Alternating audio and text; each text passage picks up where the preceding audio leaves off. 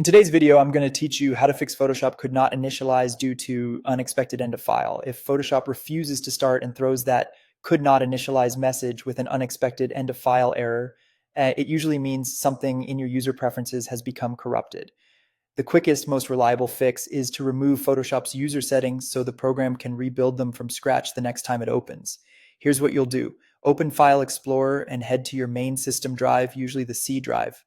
From there, open the users folder, then open the folder with your Windows username. Inside that, you're looking for a folder called App Data. If you don't see App Data, that's normal. It's hidden by default. You can make it visible by using the View options in File Explorer and turning on the setting to show hidden items. The exact wording looks a little different in Windows 10 and Windows 11, but it's in the View menu either way. Once App Data is visible, open it, then go into the Roaming folder. Inside Roaming, find the Adobe folder and open that.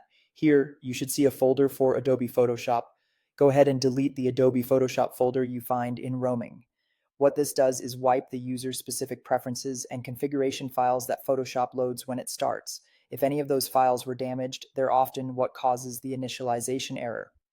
Deleting the folder forces Photoshop to recreate fresh default settings the next time it launches. After you've deleted that folder, start Photoshop again. In most cases, it will open normally without the error. Just be aware of one important trade-off.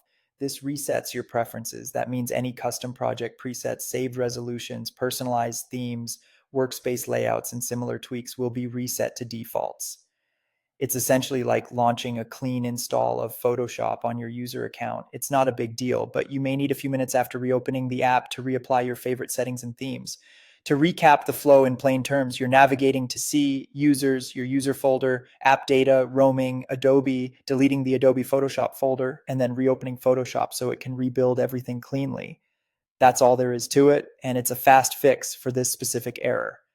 And that's it. If you found this tutorial helpful, don't forget to like this video and subscribe to my channel for more Photoshop tips and tutorials.